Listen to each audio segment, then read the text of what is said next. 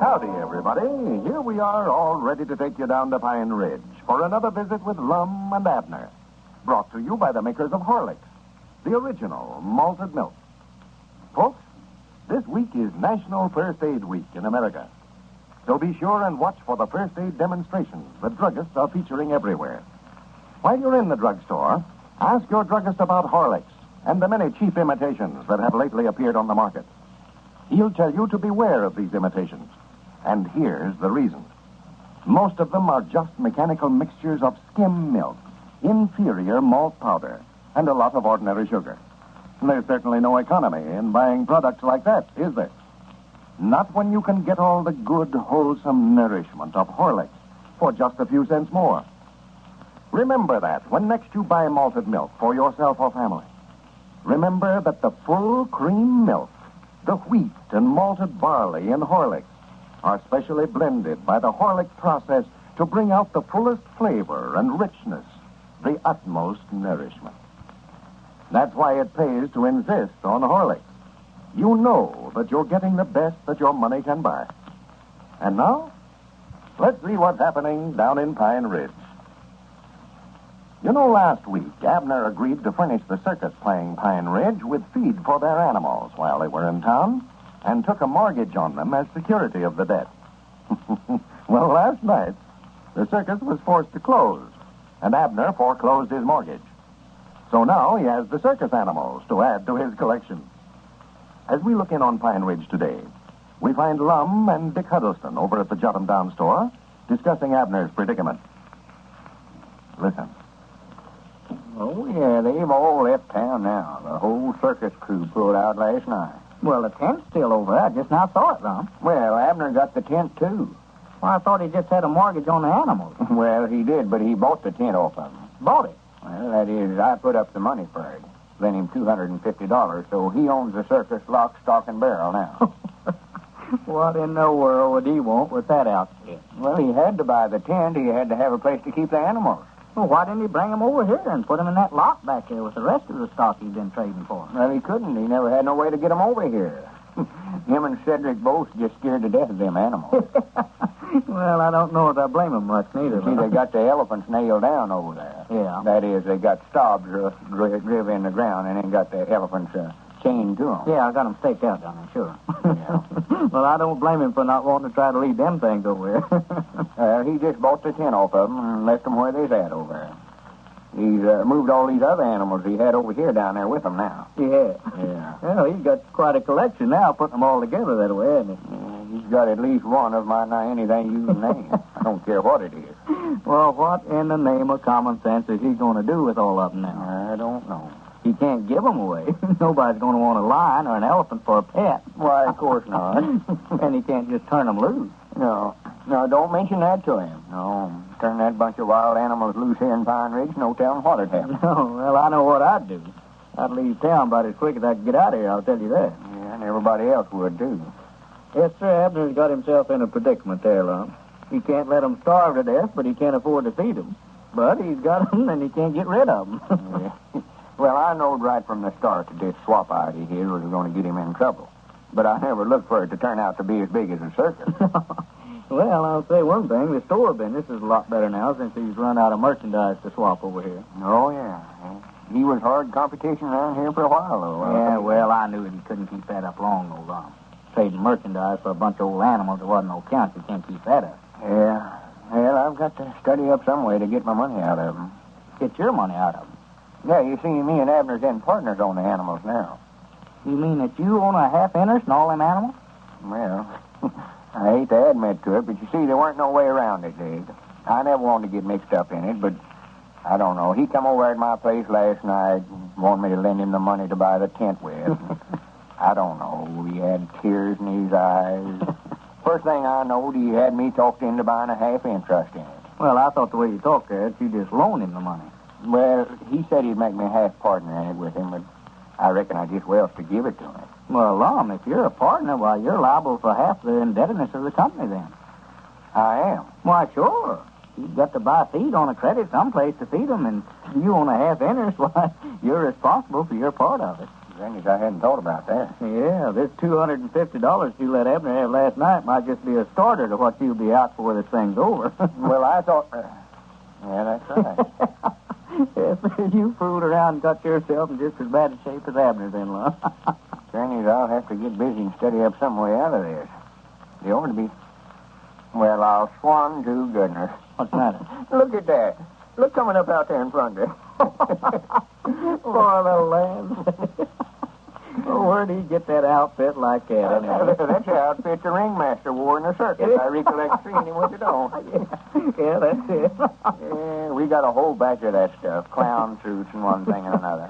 Well, if he ain't a sight. Look at that coat. It's mine. I dragged the ground. It's a big one. Looks like overcoat. Look at the way that silk hat fits him. Yeah. He got it drawed down over his head there to where he can't hardly see out from under. I would have walked right over something, walk right in a well. Come in, Colonel. How's the circus business? Yeah, howdy, man. What you doing with that outfit on today? My doggies, I'm running a circus now. I'm supposed to wear clothes like this. It's a little bit small for you, ain't it, Abner? Yeah, it is a little tight on you there. Well, no, I don't think so. I figured it might be a little big, if anything. I ain't had a chance to look at myself in a looking glass yet. Yeah, don't do it. I wouldn't do it if I was you. You're liable to have a runaway with yourself if you ever see it. Yeah, we was just talking about your circus, Abner. What are you going to do with all these animals now? Well, I don't know hardly. I just always wanted a circus. Ever since I was just a kid of a boy growing up, I wanted a circus. So you could get in for nothing, I reckon. I just can't hardly believe I'm me. It's just too good to be true. I must be dreaming. Yeah. I don't think you're dreaming now, but you must have been whenever you swapped for the thing. If you are dreaming, you better wake yourself up and figure out some way to get some feed for them animals. Yeah, you've got a problem on your hands there now, Abner. Well, I come by your store just now, Dick, to see you about getting some feed, but your woman said that you was over here. Well, I haven't got any feed over there, Abner. I've quit handling it. Got to where there wasn't any profit in the stuff, so I just cut it out about 2 months ago. Oh. Well, it looks like I'm going to have to make a trip to Cherry Hill or into the county seat one. We've just got to get some feed somewhere. How you going to buy any feed? I thought you said you used all the money to buy the tent and the rest of that stuff with. Well, I thought I might get it on a credit, you know. Well, now, don't go around buying feed on a credit.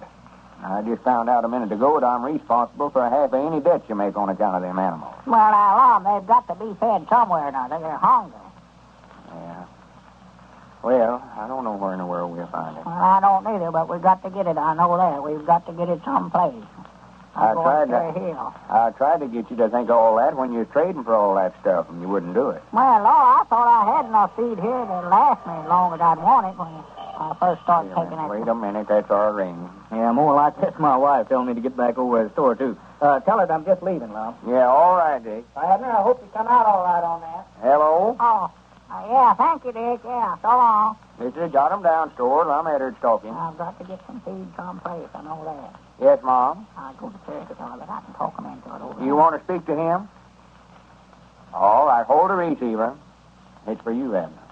Who is it? I don't know. It sounded sort of like Violet Gaston. Bye. I Well, reckon she wants to swap you something with some groceries. Thank goodness you ain't got none. well, I'll just tell her she's too late. I'm sorry for her. I'd love to help him if he needs it. Here. Yeah, thank you. Hello? Yes, Mom, this is him. Huh? Oh, yeah. yeah, me and Lum is partners on it, but I'm the manager, you know. I look after things, and I wear that outfit like a ringmaster, you know, and frock-tail coats and silk hats and stuff. Don't be telling folks that I'm partners in with you on this circus, Abner. Huh?